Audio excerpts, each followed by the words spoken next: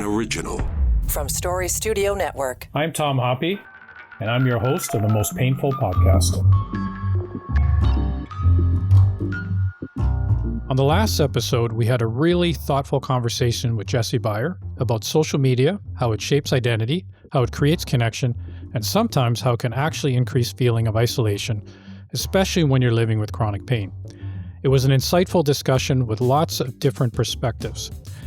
If you didn't catch it, you can find it on Spotify or Apple Podcasts. Make sure you subscribe to our show so you don't miss what's coming up next. Today, I'm really looking forward to this conversation. I'm joined by Dr. Kim Foster. She's a former family physician who transitioned into becoming an author and identity-based transformation expert.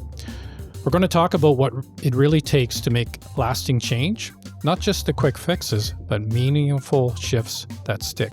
Kim, welcome to the show. Thank you very much, Tom. Thanks for having me. Yeah, it's great. I seen you at the TEDx. I loved your talk. It was great. And I'd like to dive into, talking about behavior change, but maybe we can just start with a short overview of your journey from family doctor to helping people make lifelong behavior changes. Yeah, absolutely. Well, for starters, it wasn't a short journey, that transition, but I'll give you the short version of it. But yeah, like you said, I trained as a physician. I spent about 2 decades working as a family doctor. And in that role, I saw everything. As primary care family doctor, I would see all ages, all demographics, chronic disease, stress-related illness, burnout, all kinds of things. And people trying to make changes in their life and often really struggling to sustain it. And during that time, what really caught my attention over the years was that knowledge alone just didn't seem to change in outcomes. People often know what to do. And the question in my mind became, why do some people follow through and others don't? And so that, as I followed that down the rabbit hole, that question really led me into the study of identity, how we see ourselves, how that quietly shapes our behaviors, our habits, our health, our choices, all of those pieces. So yes, I made the transition then out of practicing clinical medicine into what I'm doing today, which is, as you said, writing, speaking, teaching on identity-driven change through my YouTube channel, writing books, TEDx, like you, that's where we met. So yeah. So when we're looking at behavior changes, and I guess they could be anything from the health aspect, eat better, exercise, movement, all those kind of things. What would be the big barrier that stops people from following through? Especially we know January rolls around, the gyms are packed. Come February, they're empty. So what happens in that process? So the big barrier, and these are, of course, making big generalizations. Everybody Correct, is different. Yeah. But what I observed and what I have come to understand through looking at all of the research too, is that when you try to apply changes, kind of externally, you try to just stick new habits to your daily lifestyle, but you don't yet have a belief that you are the kind of person who can do this, that this is a change that belongs to you or that is meant for you, then you can force yourself to do it for a while, but eventually your identity and what you believe is possible for you and for yourself is going to win overall. And you'll default back to the same patterns that feel comfortable, that you are familiar with, and that feel aligned with your self-concept. So that's what I have found is the big difference maker. And I think when you were talking at the TEDx, you were talking about how people identified, there's a study out of the US identified as being a voter. Maybe you can talk a little bit about that. And so people understand how the identity role plays in behavior change. Yeah, there are some really interesting studies that have come out on this piece in particular. And yes, the one that you're mentioning that I talked about on the stage was a group of researchers. So this was Stanford and Harvard did this joint project where they asked people, so it was an election was coming up, and they asked a group of people, how important is it to you to vote in the upcoming election? And then they asked a separate group, how important is it to you to be a voter in the upcoming election. So tiny little shift in language. But when people were asked to reflect on how important it was to them to be a voter, that changed significantly. Those people were significantly more likely to show up and vote than the people who were just asked to think about their action. So that is the power, even just two little words that are changed. That's the power of thinking of yourself as a voter versus thinking of yourself as someone who's maybe going to vote that day or not vote that day. Because when you identify as I'm a voter, I'm a person who turns up and votes in this election, that influences and makes it downstream, like makes the behavior automatic to a certain degree. And that's the same for the running example as well, too, right? People Mm-hmm. identify I'm a runner versus Yes. I'm going to go for a run or I have to exercise. Yeah, it cuts across so many examples. So in another example that I said too, and I often quote this, and I did in the talk too, was smokers. There's actually quite a bit of research on when people, when they choose to, they're going to try to quit. So people who say I'm trying to quit versus I'm a non-smoker.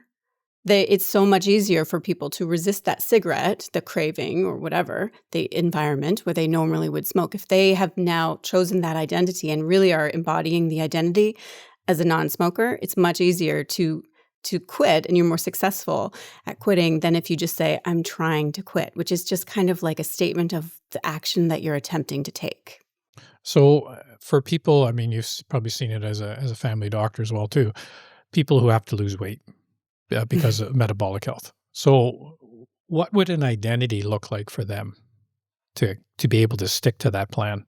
Right. Well, there's a lot that goes into this. The key is really unpacking the stories about what you are telling yourself. So somebody who's trying to lose weight, they want to lose weight. So it's not that you don't want to or that you aren't really, motivated and it's important.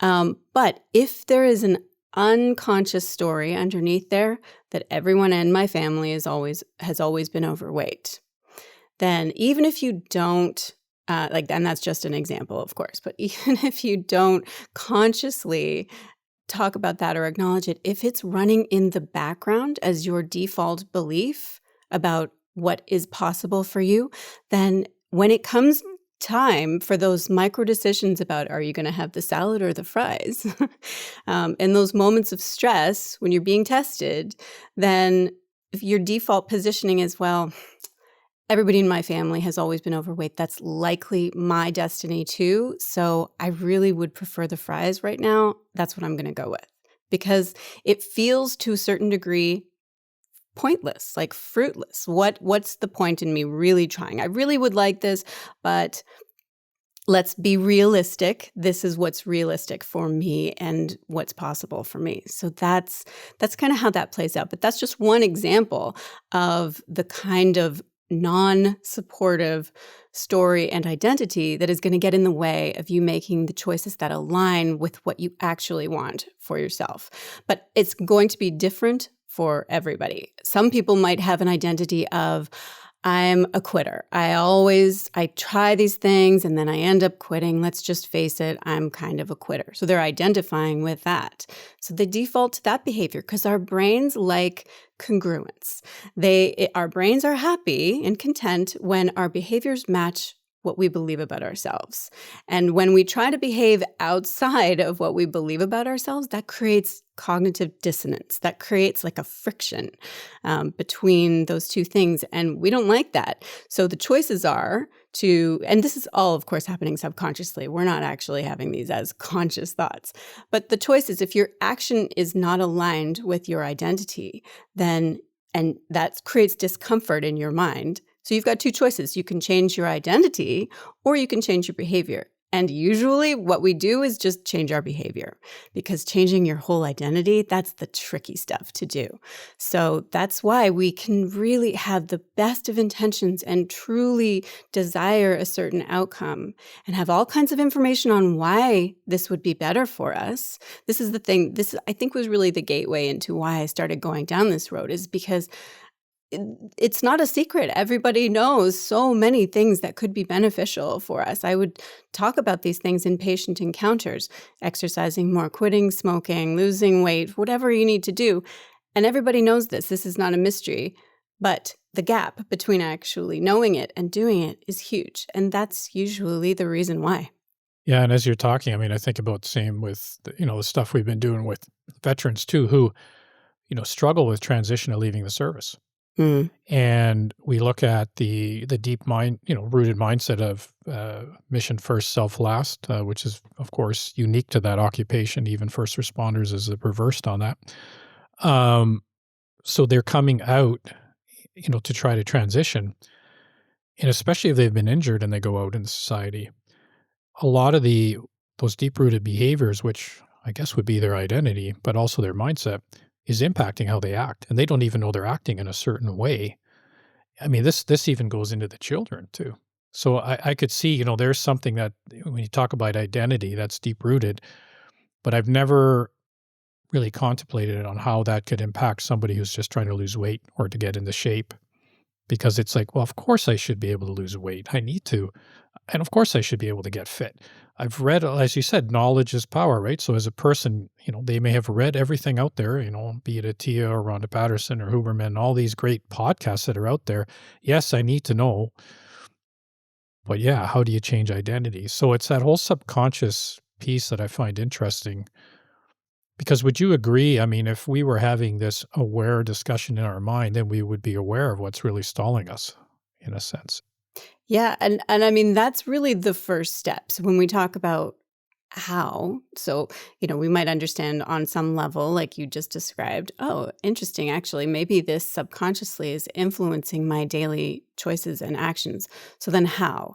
And really, that's the first step, is becoming aware, because all of that programming, all of those default beliefs, mindset, identity pieces are functioning not consciously. It's just influencing our choices without us being aware. It's like a hidden script that's just running. Or the example that I give a lot of time, and one that you heard me talk about it in the TED Talk too, is the operating system and the apps. So, you try to download a nice new app that's got all kinds of cool tools to it, but it glitches and it's not working and it crashes. And it's because your operating system hasn't been updated. And so you need to go in there and update the operating system. But until you actually make the decision to bring that consciously to your awareness, it's just going to keep on doing its thing without you being aware. So that's really the first step, is to start to get curious about that. Curiosity is a great tool for this. It's not about beating yourself up. I always like to make sure to emphasize that, because you're not making yourself wrong, thinking, oh, why have I always thought this? Or, anything like that. That's not going to be helpful. It's more like, interesting. I seem to be telling myself a story that this isn't possible for me to do. I wonder where that's coming from. Whose voice is that? Or, just asking yourself inquiry-based questions with just a little bit of detachment, not making yourself wrong, not judging yourself, but just thinking, where did that story come from? Why have I always believed that? And then the logical next question after that is, I wonder, is that always true? Is that true in all situations? Is that true for me? Or is there another way of considering that? Is there another way that I could show up in the world? Let's just think about that. Yeah, because I mean, there's a few things that to unpack in that is, one, when I think about, getting in shape, I mean, I'm a person who's always worked out, but I'd never thought of it as I identified myself as a person who works out. I just think it's the right thing to do. Or, if I have to change my diet because maybe my LDL is a little higher than it should be, it's just a matter of getting it done. Now that could be some of the military background to do that. But when somebody is really struggling and they're not able to identify with what you're saying, have that, understand where's that story coming from? Like you said, this story of, denial or being hard on themselves. How do you navigate that with the person? Because I mean, my experience has been coaching some of the other people, especially veterans, is I can bring the awareness to them, but sometimes it doesn't stick. So how do you get to the next step when that person can't even realize their own story or hear their own story, if that makes sense? Well, it's tough, and it's not the kind of thing that somebody can do to another person. Like, it has to be something that they realize themselves. They have to have that penny drop moment. Um, and you can guide somebody there by asking them questions that might help to unpack their story. But until they actually have that insight moment, it's tough. You can't tell somebody else what their story is or what their identity is or what their beliefs are. They have to really start to reflect on that themselves. But again, like if somebody is willing to look at it, to really take an honest, unvarnished look at the things that they have been telling themselves, the inner talk that they have been engaging in, and not just look at it, but actually question the validity of it, then that's when you can get somewhere. So, for example, like the example that you just gave of how you've always been in shape, you've always worked out, it's just been a thing that you've been doing. So, even though you don't necessarily think in the actual words of like, I am a person who is fit, that definitely is part of your story. That's definitely an ingrained part of your identity. And it would feel weird for you if suddenly you stopped doing that, because that would be incongruent with who you believe yourself to be. But then take somebody who has never, been athletic or worked out or had fitness as part of their lifestyle. They definitely have an identity as somebody who has a sedentary life, and you can come up with all kinds of reasons why that feels good. This is how this feels more comfortable for me. I've never been athletic. It was so embarrassing. PE class when I was growing up, I was always the last person picked. All of those things that might have gone into the soup of creating that identity for them, then ask that person to start working out and going to the gym. That is going against everything that they believe and feel content about themselves. Even though maybe the external or the health aspects or whatever it is might be making them feel unhappy, they are comfortable with that identity because that's the one that they have always occupied. So for that,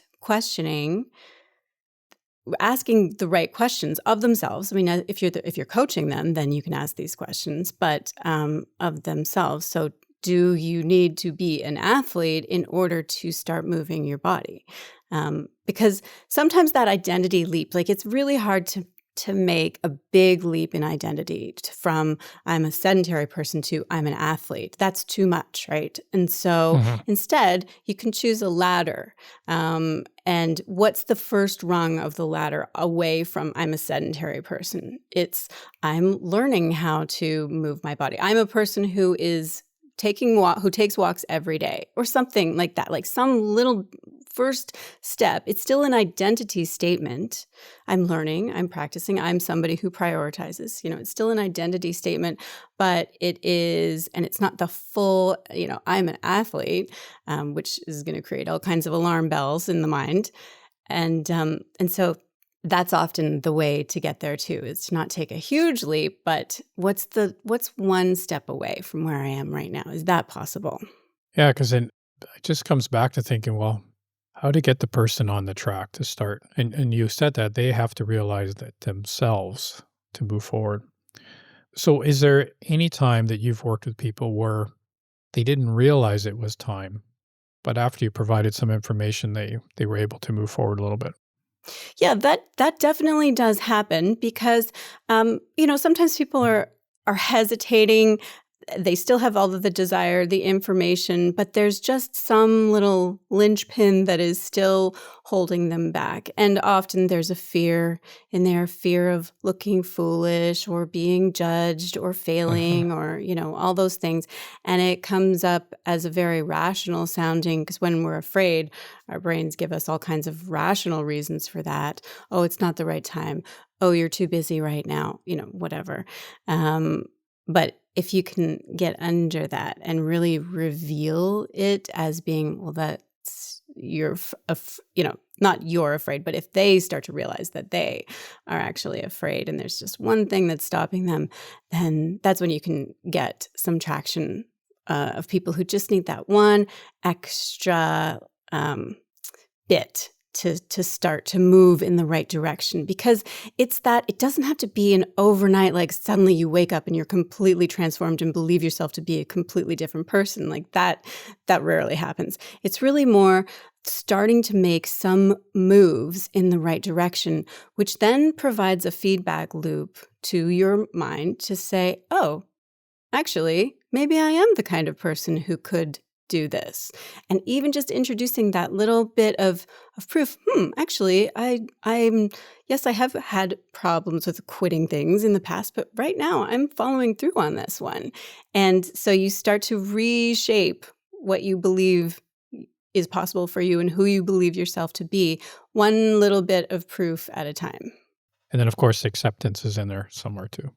Yes, absolutely. Always. It's just so key. Acceptance of what is true, especially if we're talking about, I know that you talk about chronic pain, of course, on this podcast. So we're not denying things. We're not denying illness or chronic pain or injuries or any of those pieces. It's accepting what is true and then taking agency for what you actually can control and what you actually can act on within that truth. Yeah, and as you say, that kind of reminds me back to our program. We have, it's a 5-month, 6-month pain program called the Alpine Challenge that we do with veterans. And the big component, of course, is not the hike. The big component is the education they get prior to that and working up to doing the hike, and then the education following that, everything on pain and identity. But as you're saying, it's learning of what's happened, how they feel, and what they can do to improve and work together as a group. So it's that acceptance piece. That's what I'm hearing anyways, is that part of it. So if you had to summarize, patient comes or someone comes, I guess that's what you're doing now, is more a sense coaching people, are you not? I shouldn't assume that. That's a big part of what I do, yeah. That's a big part of it. So if someone comes to you and they want this change, be it health or anything else, how do you start? And how do you get them down to, the end, the finish line?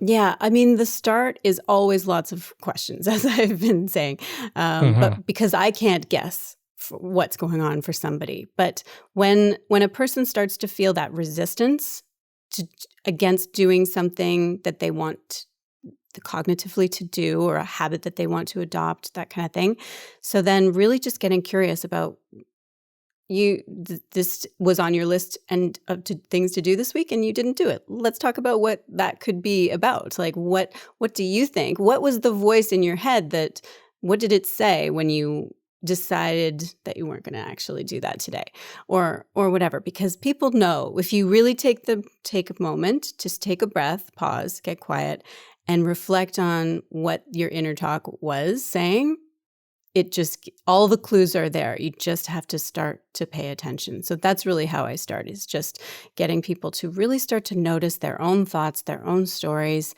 And then once we have that, then we can deal with it. Then we can really start to unpack it and start to find alternative ways and alternative possibilities. And then that's when things get really exciting. Yeah, and I would suspect it's a long journey, because, I think as I say to especially veterans or anybody, is draw on your strengths and differences and work on that. Is we don't have to, at least in our world, we don't have to completely get rid of what our former identity was or what we did as work, but it's a chapter that closes or a book that closes. But what are the strengths and differences as we move forward? And, but it doesn't happen overnight. I think, is like you're saying, it takes time, right, to unpack these things and have those penny drop moments. And so it does take time. Is there anything else you could offer as we close off the podcast that would be helpful to people? Yeah, I think what you just said actually about patience, and we live in this culture where the overnight success is so celebrated, and massive, like, before and after images are shared, and it all seems like if you're not if you're not doing it like that, if you haven't had a big, massive makeover or change that happened so quickly, then you're doing it wrong, or it's not meant for you. So having patience that anything, especially a worthwhile, deep-seated change like this, it is absolutely going to take some time, and to be patient with yourself and also not beat yourself up in the process, because that is also it's rampant. Most of us do that for lots of different reasons, and it's not going to be the way that you're going to make change. So really, lots of compassion, and lots of patience, and just always stay curious to what's going on. Would you say curious or committed? Well, I think both. Actually, both are really important. So you're committed to the outcome and curious about how am I going to get there?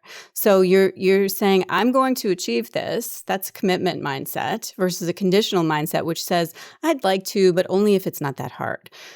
That kind of like conditional mindset, which we all default to. But you're committed to the outcome, but you are curious about, I wonder how I'm going to get there. Like, I wonder exactly what the path is going to be that's going to be right for me to get me there. And then community and support is also a big benefit too. Oh, that's huge. Yes. Yeah. I would think, especially if a person can align themselves with people who want the same outcomes. Yeah. We don't have to do these things alone. It's much easier and better to do it with support. This was great how this followed Jesse's, because, talking about social media and the isolation and like you said, those quick fixes and, if you're not in shape in a week, you've failed and you're hard on yourself. So I like the idea that, it does take time and we have to stick with it. Mm-hmm. Exactly. Well, thanks for being on the show. Appreciate you taking the time, Kim. Thanks so much for having me, Tom. This was a really great conversation. I enjoyed it. Yeah, I would have loved to talk longer. Starting to get into it, so it's always the way. It was great. No, lots of great information. I think people will get a lot out of it because, this is, how do you, I'm pretty disciplined myself, but I have my weaknesses as well too. So I think we all do. So we all do. I've taken away some very helpful points from this. So thank you. Oh, great. I'm glad. And for our audience, if you want feedback about the show or more information on chronic pain, you can visit our website, veteranschronicpain.ca, or follow us on Facebook and X at Chronic Pain COE, and on Instagram at Chronic Pain_COE. Stay safe and keep the hope alive. The Most Painful Podcast is produced for the Chronic Pain Center of Excellence by Story Studio Network.